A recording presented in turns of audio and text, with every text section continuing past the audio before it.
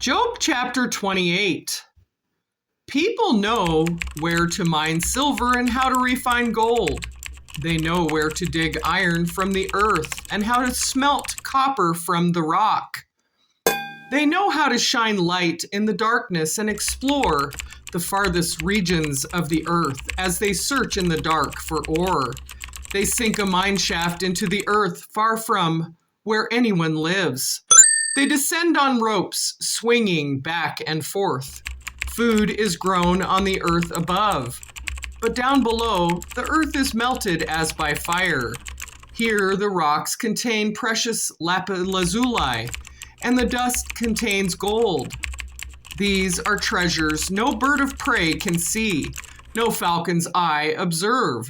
No wild animals have walked upon these treasures. No lion has ever set his paw there.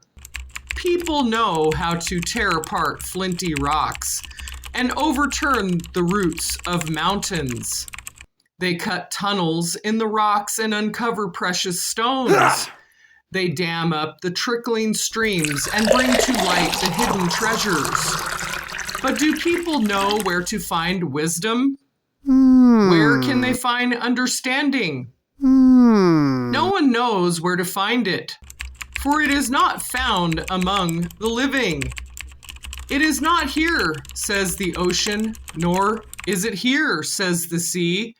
It cannot be bought with gold. It cannot be purchased with silver. It's worth more than all the gold of Ophir, greater than the precious onyx or lapis lazuli. Wisdom is more valuable than gold and crystal. It cannot be purchased with jewels mounted in fine gold. Coral and jasper are worthless in trying to get it. The price of wisdom is far above rubies. Precious peridot from Ethiopia cannot be exchanged for it. It's worth more than the purest gold. But do people know where to find wisdom? Where can they find understanding? What? It is hidden from the eyes of all humanity. Even the sharp-eyed birds in the sky cannot discover it. Destruction and death say, we've heard only rumors of where wisdom can be found. God alone understands the way to wisdom. He knows where it can be found. For he looks throughout the whole earth and sees everything under the heavens. He decided how hard the winds should blow and how much rain should fall. He made the laws for the rain and laid out a path for the lightning.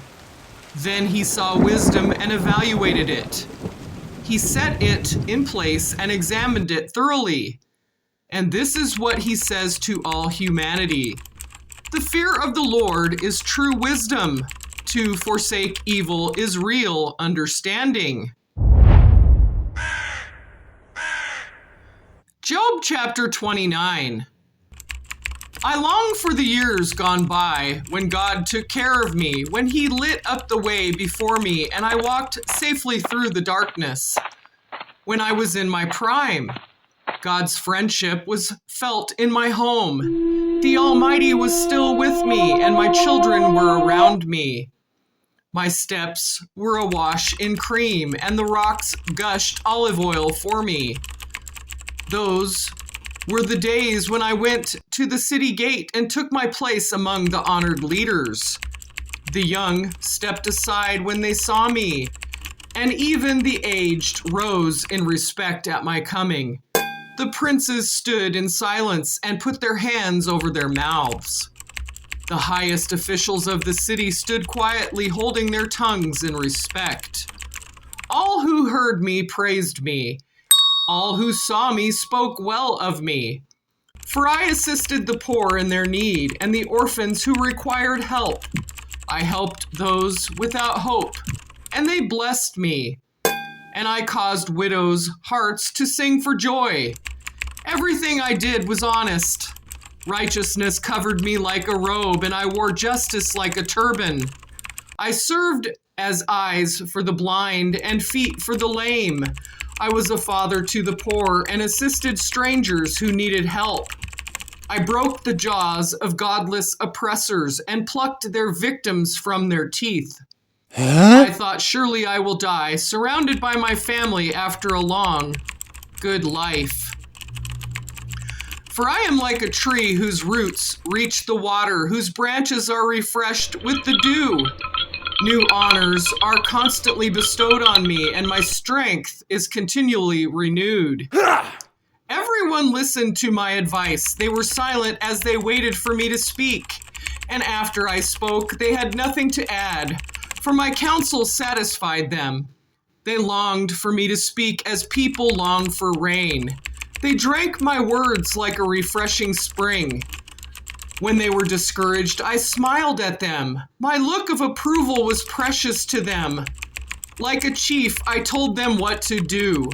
I lived like a king among his troops and comforted those who mourned.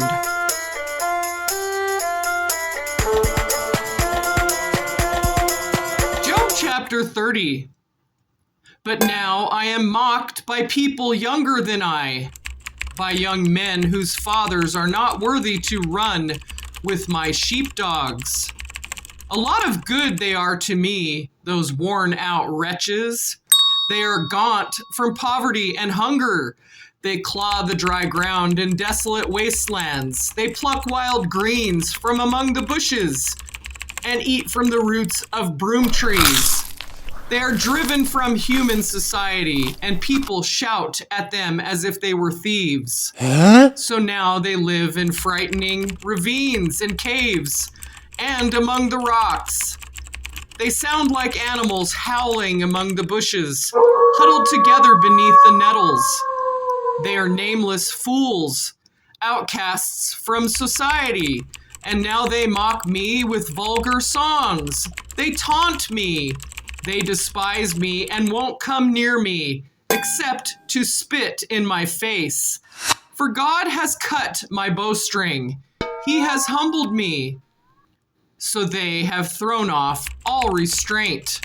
These outcasts oppose me to my face. They send me sprawling and lay traps in my path.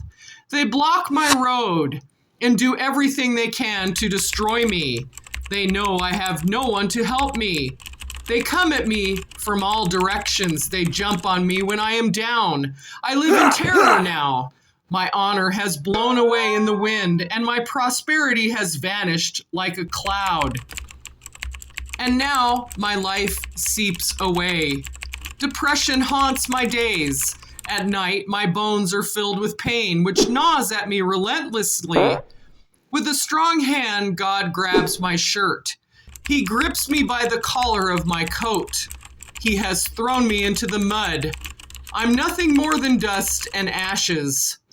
I cry to you, oh God, but you don't answer.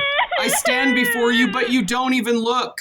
You have become cruel toward me. You use your power to persecute me.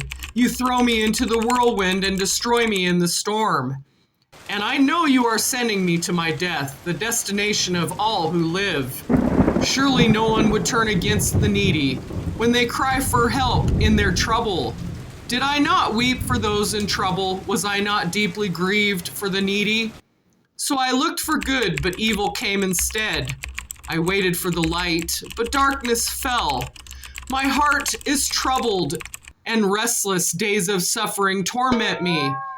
I walk in gloom without sunlight. I stand in the public square and cry for help. Instead, I'm considered a brother to jackals and a companion to owls. My skin has turned dark, and my bones burn with fever. My harp plays sad music, and my flute accompanies those who weep.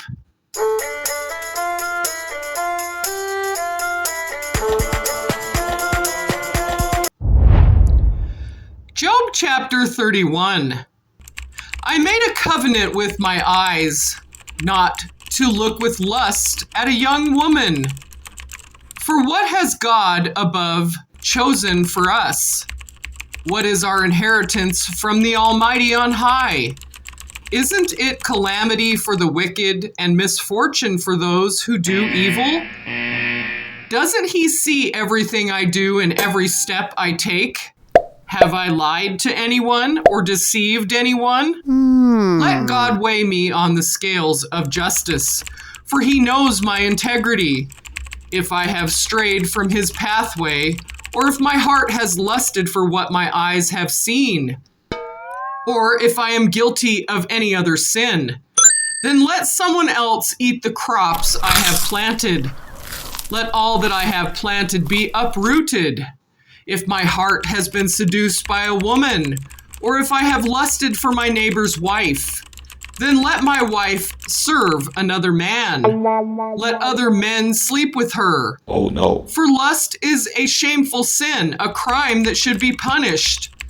It is a fire that burns all the way to hell. It would wipe out everything I own. If I have been unfair to my male or my female servants when they brought their complaints to me, how could I face God?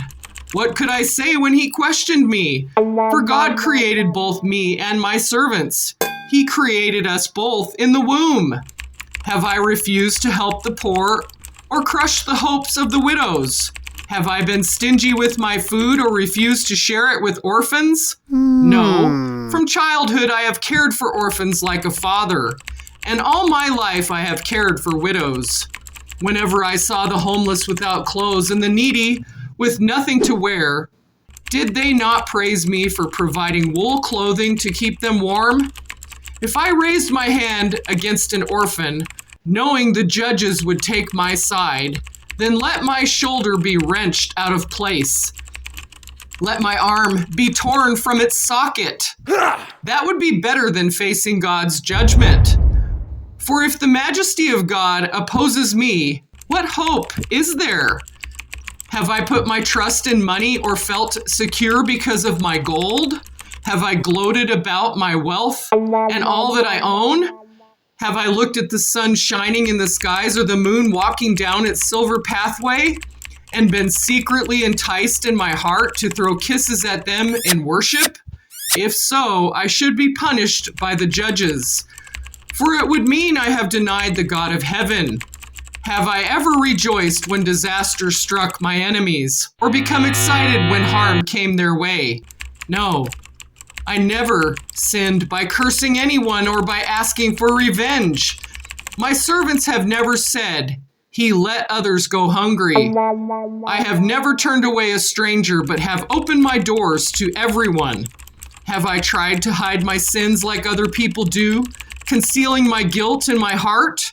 Have I feared the crowd or the contempt of the masses, so that I keep quiet and stayed indoors? If only someone would listen to me. Look, I will sign my name to my defense. Let the Almighty answer me. Let my accuser write out charges against me. I would face the accusation proudly. I would wear it like a crown, for I would tell him exactly what I have done. I would come before him like a prince. If my land accuses me and all its furrows cry out together, or if I have stolen its crops or murdered its owners, then let thistles grow on that land instead of wheat, and weeds instead of barley.